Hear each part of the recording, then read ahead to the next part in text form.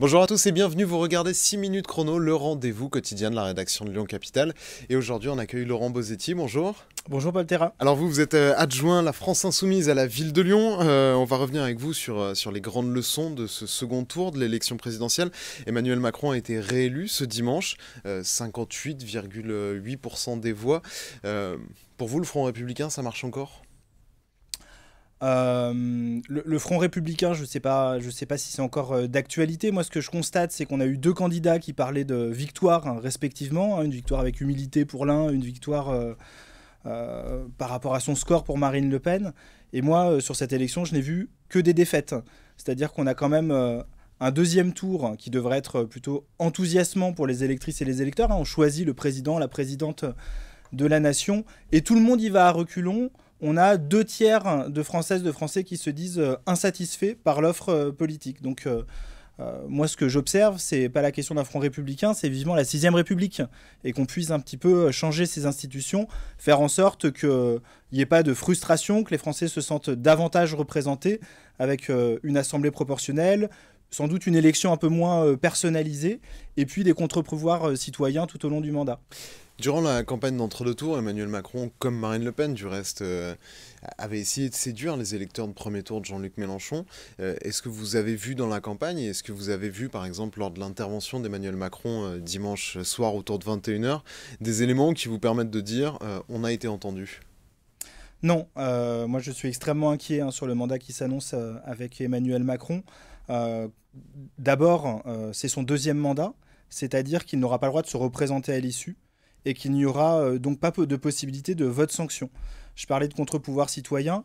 Il n'y a pas de contre-pouvoir citoyen à un moment donné pour réguler ce qu'il va proposer pendant le mandat. Il n'y a pas de contrôle du mandat des élus. Il n'y a pas de référendum d'initiative citoyenne. Et même d'autres échelons, les collectivités territoriales, où il peut y avoir finalement des contre-pouvoirs locaux, sont finalement, on l'a vu sous le premier mandat de Macron, strangulés par des contrats budgétaires qui nous empêchent au niveau local d'avoir des politiques publiques choisies, d'une couleur différente, avec une impulsion politique différente. Donc je me fais en effet beaucoup de soucis pour les 5 ans qui viennent. Pour finir sur les leçons de ce second tour, avant d'embrayer sur les législatives, la consigne de Jean-Luc Mélenchon, c'était pas une seule voix à Madame Le Pen. On voit que ça a très bien marché en milieu urbain, par exemple à Lyon, où Emmanuel Macron fait de très bons scores, qui coïncident à peu près au report de voix de Jean-Luc Mélenchon. En revanche, ça marche moins bien sur la banlieue est lyonnaise, dite l'ancienne banlieue rouge. Ça veut dire que finalement, le fâché mais pas facho, ça marche pas trop ? Je dirais qu'à l'Union populaire et pour tous les militants autour de Jean-Luc Mélenchon, la position est très claire, pas une voix à Marine Le Pen. Pour autant, ça permettait chacun, en son âme et conscience, à un moment donné, de voter Macron pour faire barrage, ou s'abstenir, ou voter blanc à un moment donné, parce que c'est parfois très difficile de voter Macron après les dégâts sociaux, écologiques qu'il a pu faire. Après, les électeurs ne nous appartiennent pas. Donc on a une ligne politique que l'on rappelle systématiquement, pas de Front National, pas de Rassemblement National, pas d'extrême droite. Et puis, parfois, on va constater quand même des reports de voix d'électeurs qui expriment une colère. Donc, en fait, c'est aussi, à un moment donné, une lucidité à avoir pour le nouveau président, que de se dire, je dois tenir compte de cette colère et ne pas réitérer un mandat comme il a pu le faire sur les 5 premières années.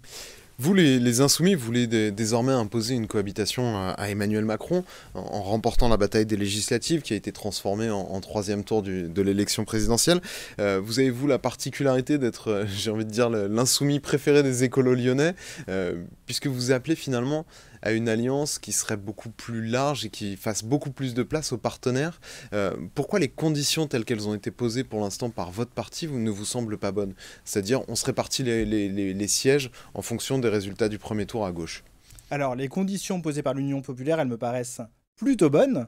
C'est-à-dire, on n'est pas dans des tractations de boutiquiers qui à chaque fois ont échoué ces 20 dernières années, avec une gauche très fragmentée qui voulait se distribuer les circonscriptions à partir de personnalités qui se partageaient des parts du gâteau.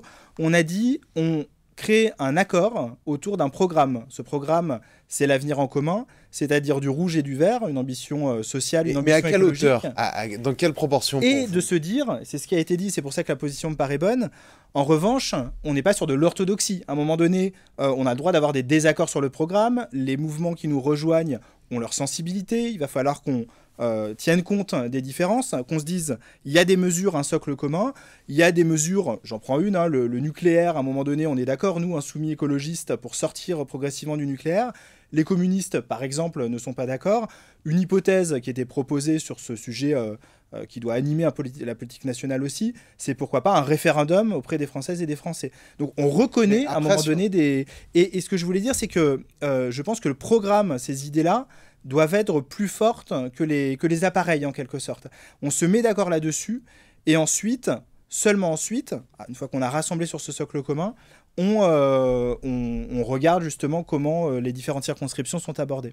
Ce qu'on commence à voir à l'Union populaire et chez la France insoumise, c'est des parachutages d'élus qui ne sont pas forcément ancrés sur le territoire, sur les circonscriptions les plus gagnables, celles où Jean-Luc Mélenchon a fait ses meilleurs scores. C'est ça votre conception de la 6ème République ? Alors non, ça c'est aussi du on-dit. Hein. On a des noms qui apparaissent. Donc, si ça arrivait, ce serait une mauvaise chose dans les médias. Ben, en tout cas, ce qui doit arriver, c'est que l'Union populaire avait donné comme calendrier le mois de mai pour désigner les candidats. Et il est hors de question d'investir des candidats avant justement d'avoir rassemblé des communistes, des écologistes, pourquoi pas des socialistes. Hein. Les socialistes eux-mêmes ont voté au Conseil national. Ce qui vous singularise aussi, c'est que vous les acceptez là où votre parti les refuse. Alors moi, je serais en tout cas vraiment pour accepter la gauche très largement, en tout cas celle qui nous souhaite nous rejoindre sur ce programme rouge et vert. Ce qui est important, c'est que les socialistes sortent du rose pâle, on va dire, du quinquennat Hollande, hein, qu'ils tournent définitivement la page. Il y en a beaucoup, vous savez, qui sont partis à En Marche. Il y en a qui sont restés dans un parti qui était quand même un peu dévasté. Si maintenant ils votent des résolutions pour rejoindre un programme qui est davantage teinté de social et d'écologie, pour moi, la porte doit rester ouverte, bien sûr. Je rajouterai simplement aussi qu'on a des exemples locaux. Parce que moi, il va falloir que je ferme la porte de cet entretien. Lyon, Villeurbanne, Grenoble, où on travaille tous ensemble, socialistes, communistes, écologistes, insoumis. Merci beaucoup Laurent Bosetti d'avoir répondu à notre invitation, à nos questions. Moi, je vous retrouve très bientôt pour une nouvelle édition de 6 minutes chrono. Au revoir.